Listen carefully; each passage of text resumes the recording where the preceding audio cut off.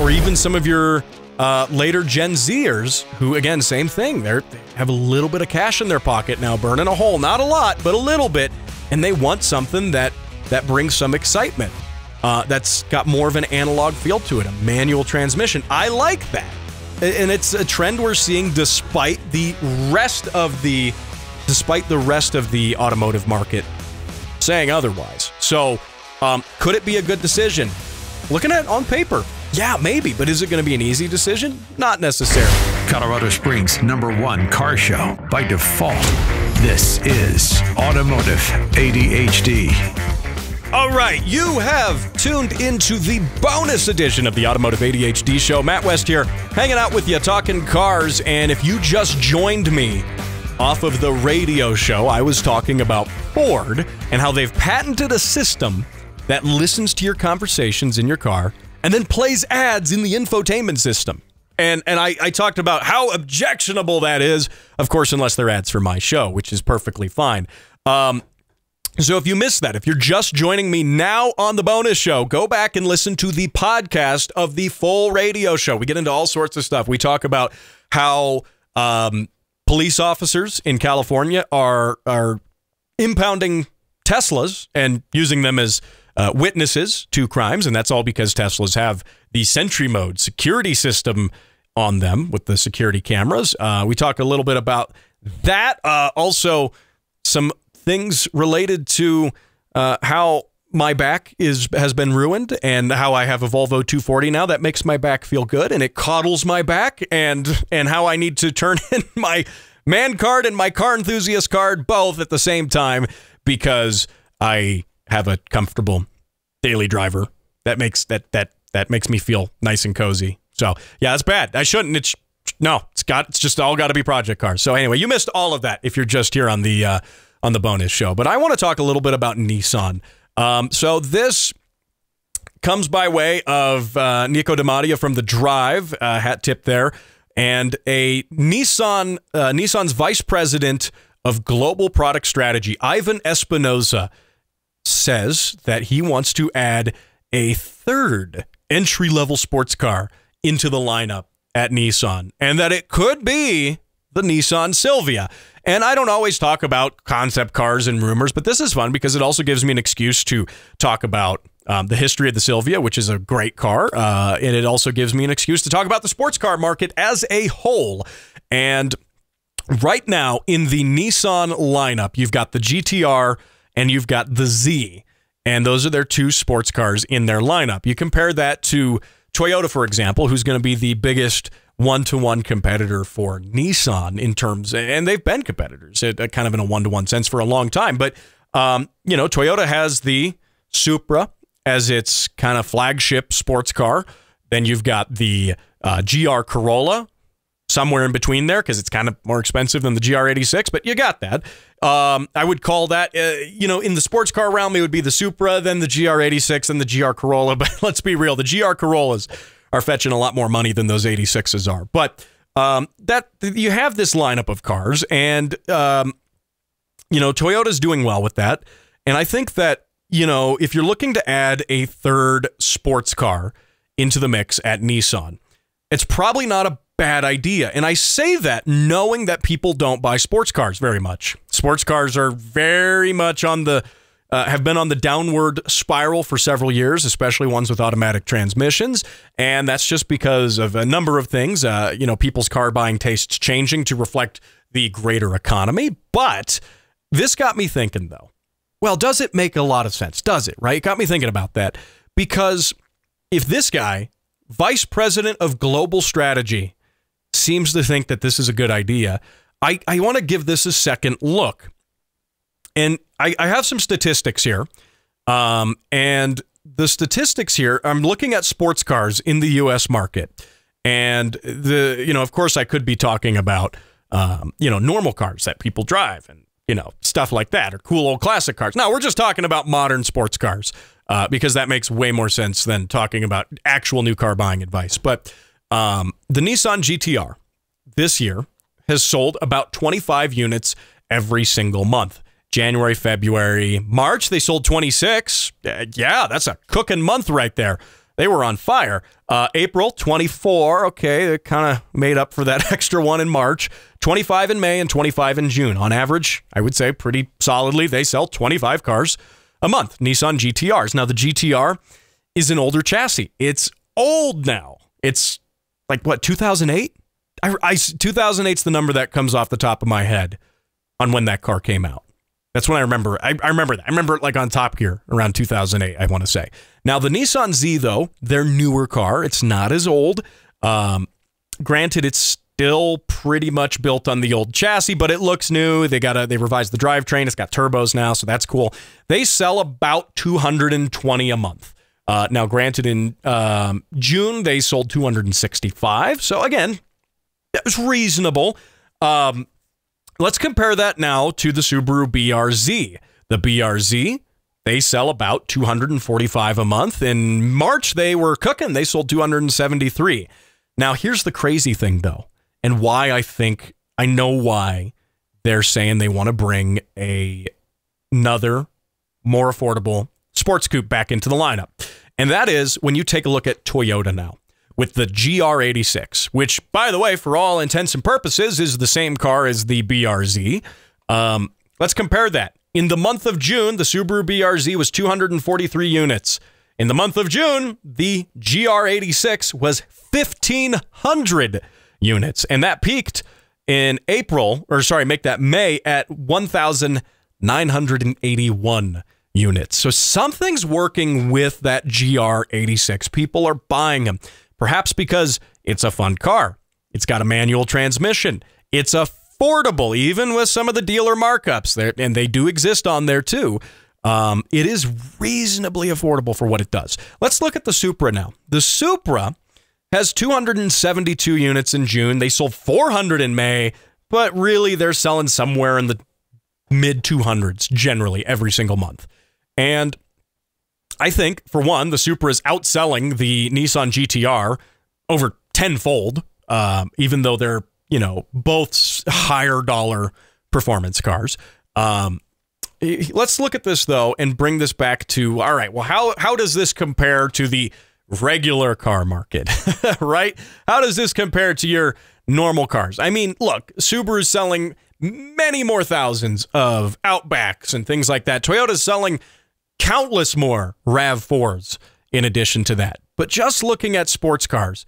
Now, granted, if we compare that to the Ford Mustang, they're selling on average about 5,000 a month. So why does Nissan want a piece of this pie? Because clearly they're still not selling a lot. I mean, the BRZ, 200 some BRZs a month. The Supra, 300-ish, some 200 to 300 a month. Right now, I think it's specifically because they want to target that piece of the pie that's currently being dominated by the GR86, as well as perhaps the Mazda Miata. I do have numbers for the Miata, which is selling anywhere between, June 776, May was 956.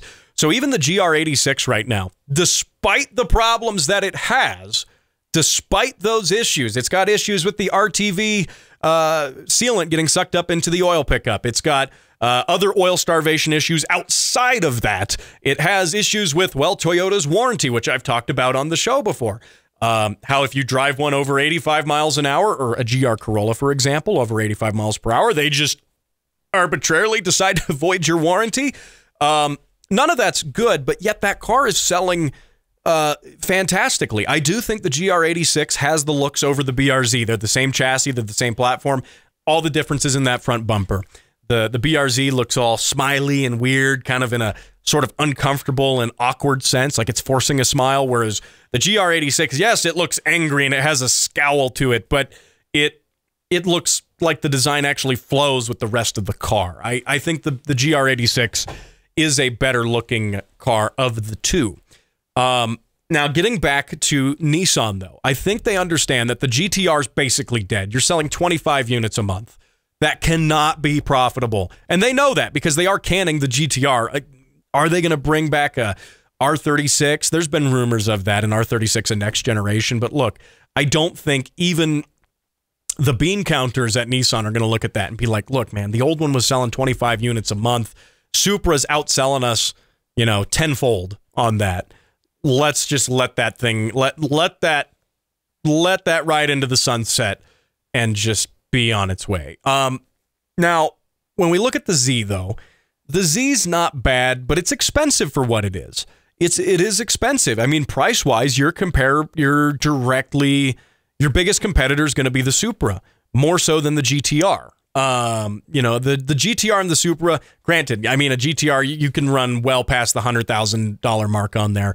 Not so much on the Supra. Is there going to be a special edition Supra, a GRMN Supra? They say there will be, but I don't even think Toyota is going to do that. They're still not selling enough of those, right?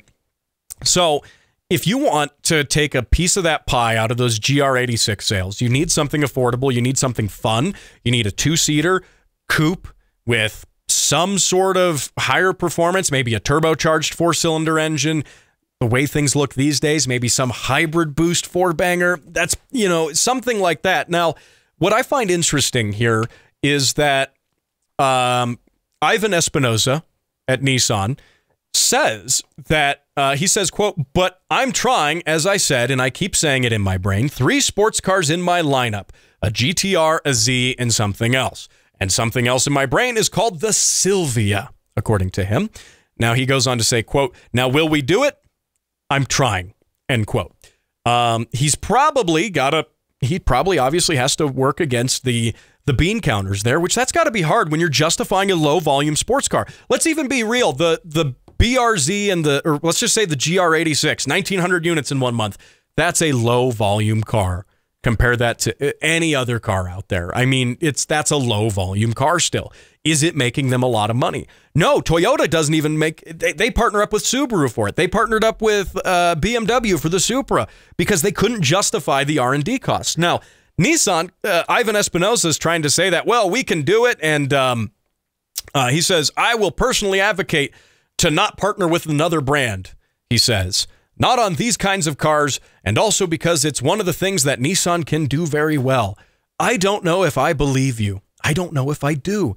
I think it can make sense. Yes, it can make sense. I started this segment saying that I think it can make sense if you do it right and you cut into those sales of the GR86. There is something to be had there, but can you justify it to the bean counters? Now, I don't think Nissan's going to... Now, they don't typically partner with other brands on this sort of stuff. They don't. But that's also because the GTR is 1 million years old and the Z is a turbocharged version of the 370 chassis-wise. It really is. I mean, the bones of that car, they didn't have the R&D to really build a new car from the ground up.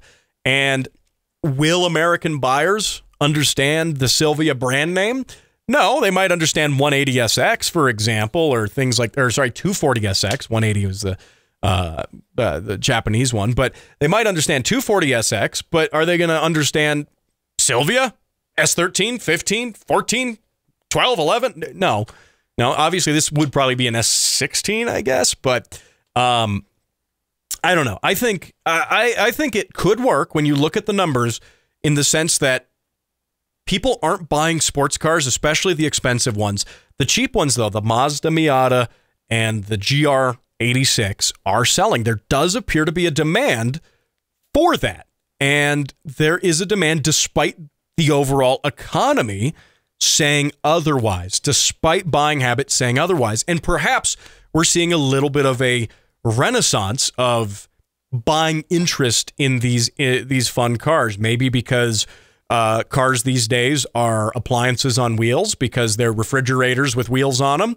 They don't have any soul. They all feel the same. I'm not even picking on EVs. EVs especially so. But even gas cars, there's not a lot of distinction in combustion cars even. It's a bland sea of crossovers. And I think buyers and your younger buyers, your millennials now who have some capital, who have some career experience and have some money behind them, or even some of your later Gen Zers who, again, same thing. They have a little bit of cash in their pocket now, burning a hole. Not a lot, but a little bit. And they want something that brings some excitement, that's got more of an analog feel to it, a manual transmission. I like that. And it's a trend we're seeing despite the rest of the despite the rest of the automotive market saying otherwise. So could it be a good decision?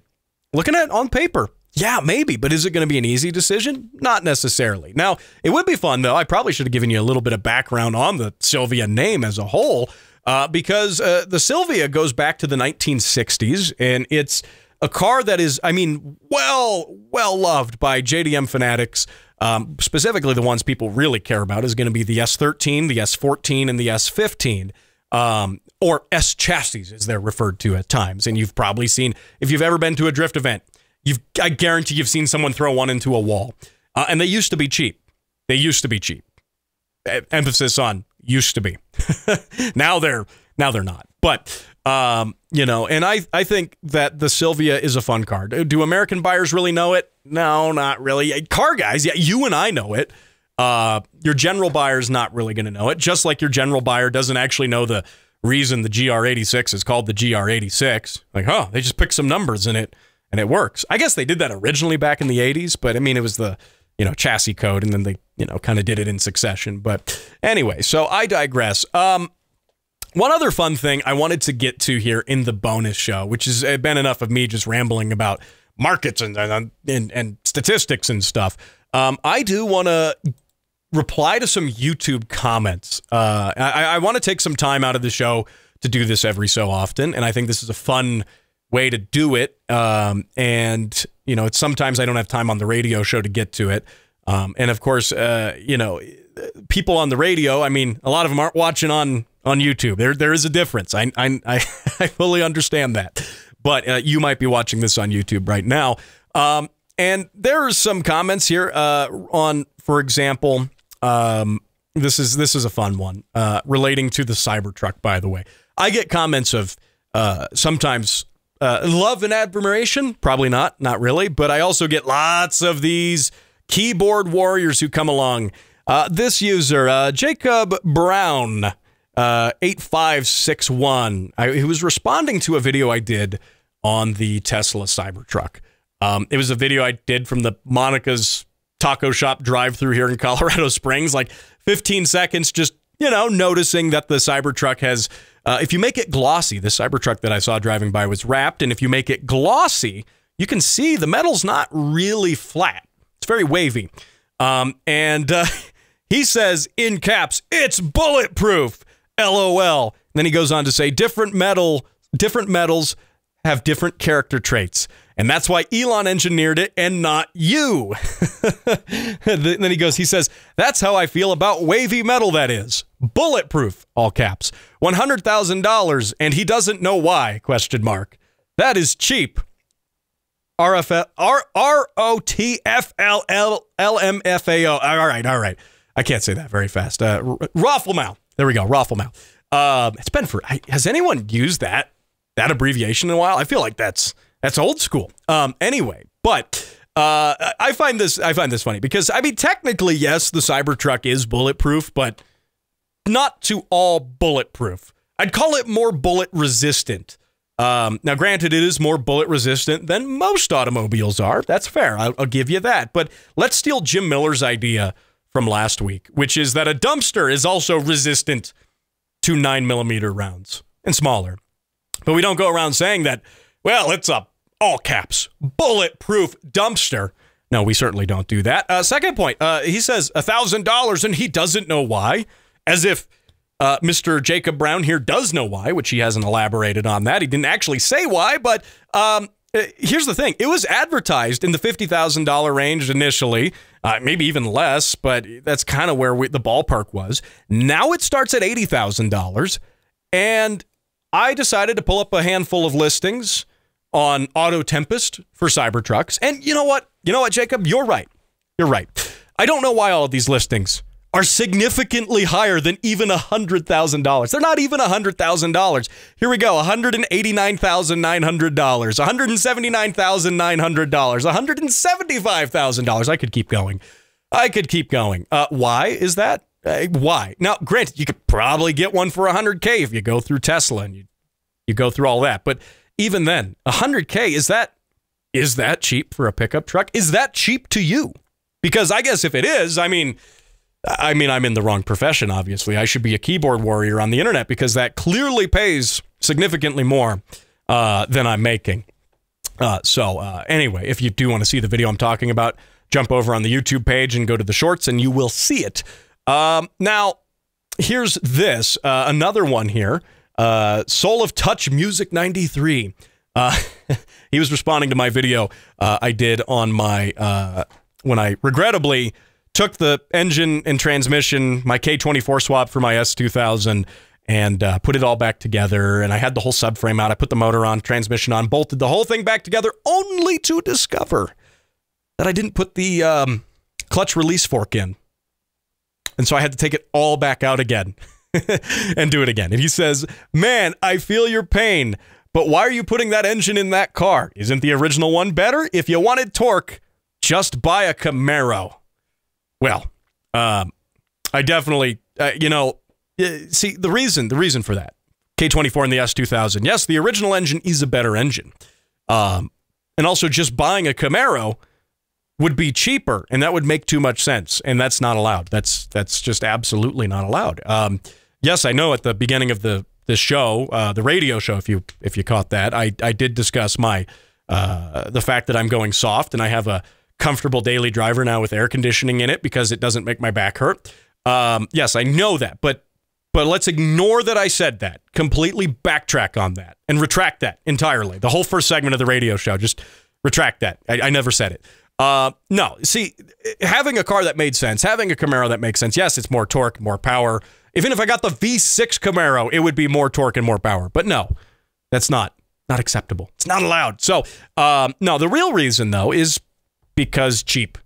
That's actually why. Like somehow spending a bunch of money on a K24 swap, which don't let anyone tell you it's actually cheap. It's still more than 10 grand to get a motor in there, even when you're doing the work yourself and you got to do the parts and get this and do that, wire it, do the ECU, fuel, all of that stuff. You can save some pennies here and there, but still it's going to cost you. The real reason though is because even then that's a high upfront investment for the back end. I've mentioned this before on my show, but the back end is that it's cheaper and K-Series motors are plentiful and F-Series motors aren't plentiful. And they're expensive. And I can also, if with a K-Series, I can just go to AutoZone and buy a water pump. And I can buy an alternator. I can buy stuff. The goal for the car is to drive it hard on the track a lot. So having that parts accessibility is why I did that. Now, why did I do it? Take the motor out twice? Because I definitely totally remembered to put that clutch release fork in the first time. Certainly. Sarcasm, by the way. Finally, last one here. Also replying to that same video, and I was talking about price and things like that. He says, this is that shower done. That showered one. I'm just kidding. Anyway, the showered one. So, he says, and that's on the lighter side of things. Imagine breaking apart on a Japanese domestic market only car like a JZX, then having to search endlessly for something as simple as a CV axle. Then wait 5 months to get a used one and delivered from Japan, and that's going to cost you like $600 just to ship it. Yeah, 1,000%, 100 million% actually. Ask Jim Miller, who I had on the show, about that. His solution, though, is interesting. Because let's take that JZX, for example, and he likes his chasers. He likes his JZXs. He likes the earlier ones, though. But his solution is, okay, I've got this chaser. I broke something on it. I'm going to go buy another chaser and then take the part off that other chaser and fix the first chaser. And then something else breaks and I need another part that's not on the chaser I just bought for the first chaser, and then go find another chaser. And then you end up with like a JDM salvage yard of awesome parts. And he did that, by the way, too, he also buys stuff in bulk. And that actually seems to work really well. He buys things in bulk. And like, for example, AE86 windshields. I need one for my car. And my windshield's pitted to death and it's got some chips in it. And he goes, hey, I just bought some 86 windshields, plural. And I was like, okay, I'll buy one off of you. And he says, all right. He bought a pile of them. You can't even find them anywhere, but he found some and he bought them all. And that also works. That also works. To to that notion of how do you maintain a JDM car and something that's hard to get parts, you just buy a bunch of them. And if you're looking for AE86 windshields, don't ask Jim because he's keeping his for all of his 86s now. I got probably his only spare one. But he's also the reason you can't find a windshield because he bought them all. So anyway, doing that obviously is a acceptable way to keep old cars running on the road and all of the above there. So if you want to jump in on the conversation on this, go ahead and do that. You can comment on the YouTube video here. You can also, if you're listening on the audio-only podcast, run over to the Facebook page, drop a comment on there. I want to hear from you. I actually kind of like responding to some of these comments. It's fun.